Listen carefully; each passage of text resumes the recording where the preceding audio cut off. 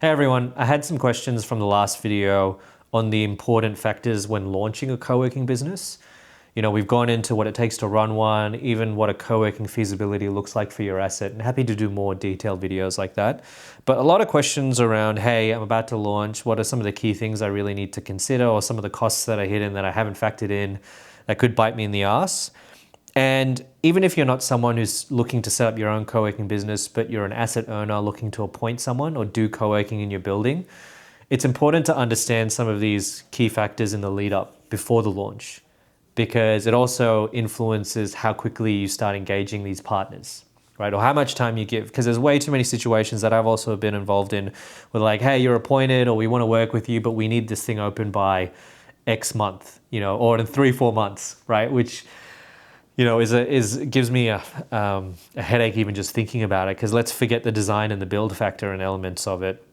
There are some operational considerations and sales and marketing considerations to make, right? So let's go through that today.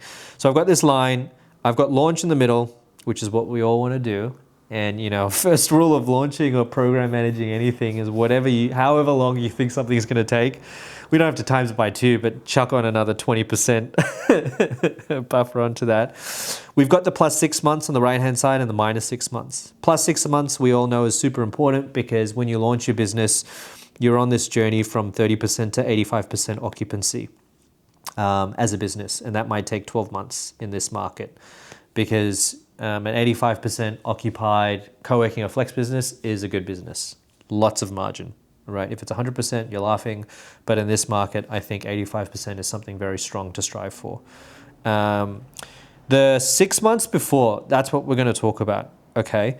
So we just kind of talked about the design and the build element.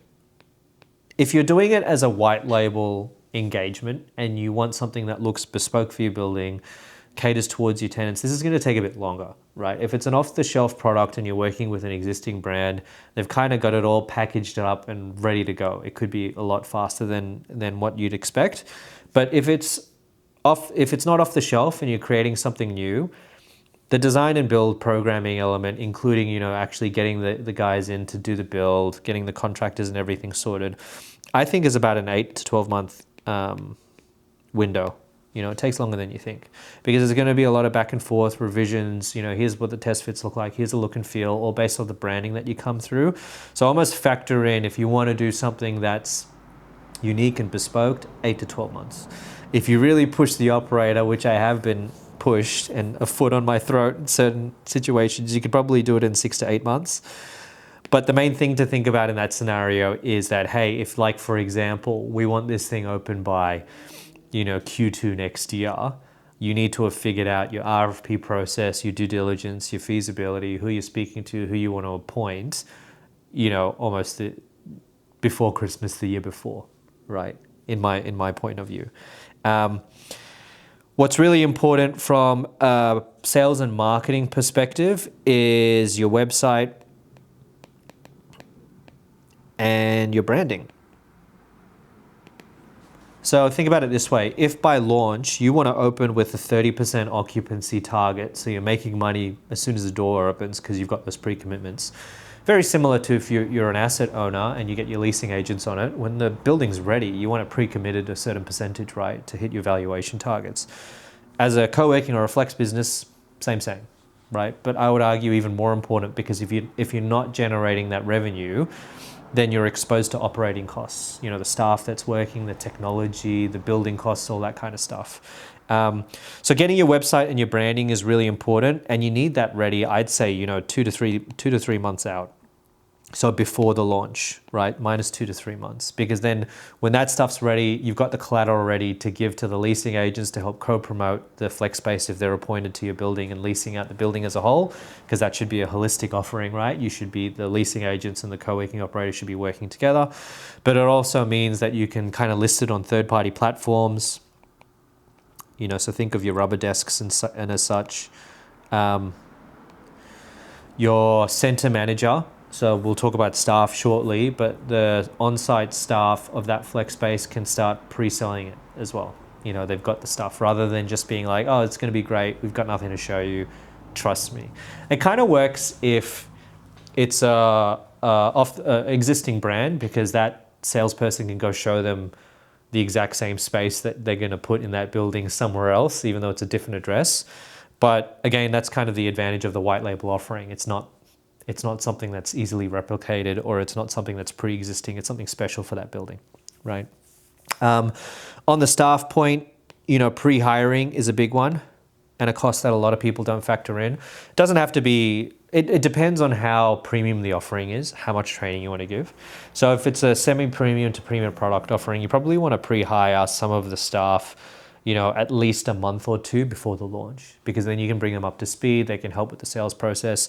Doesn't necessarily have to be the concierge staff member, but definitely the center manager, the person who's responsible for the P&L of the space. You want them pre-hired at least a month or two before, so that they can also be helping fill the space. They can get accustomed to it. They can be facilitating the tours.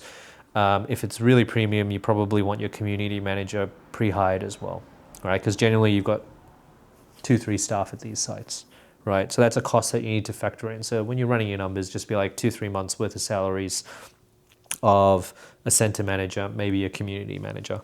Website and branding, all of that collateral, depending on if you're making something new or integrating it into an existing building site, how much does that cost? Chuck it into your pre-FISO, right? I think your infrastructure and your technology is important to implement. And then lastly, contracts. Sorry, that's horrible. Why did I can write better than that. Sorry, that's just lazy. Contracts. I can write even better than that. It's balancing on my knee. Maybe there's a better way I can do this, but I think it's working for now. The infrastructure is really important. You need to get your networking connectivity in there, right? And it's actually an opportunity, depending on the partners that you choose, to see if you can, if it's a new development, use the same infrastructure and connectivity throughout the building, because then there's an opportunity for the flex operator to turn on and off, other vacant floors into spec suites or swing space if it's not being moved by the leasing agents under traditional leases, right?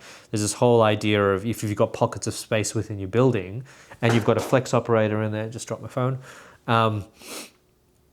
why not kind of treat your whole building as flex space to a degree if it's sitting there hibernating and, not making any money? So infrastructure is an important one.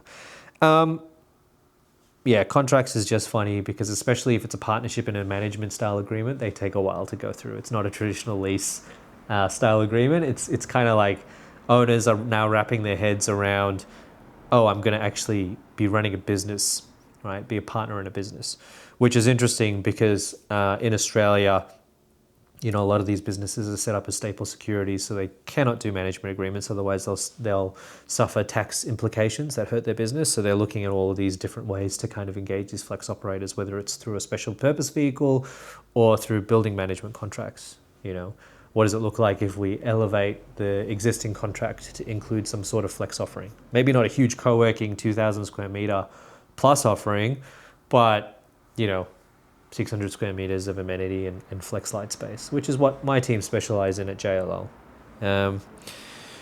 I think those are the key things. I really do feel like the pre-marketing and the pre-hiring of staff are two things that you really need to get on, and everything else will fall into place. It's kind of like dominoes.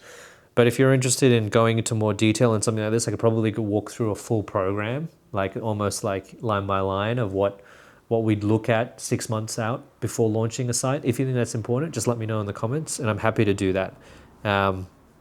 But yeah, good luck to you if you're thinking of doing this, and feel free to reach out. So I'll speak to you again soon.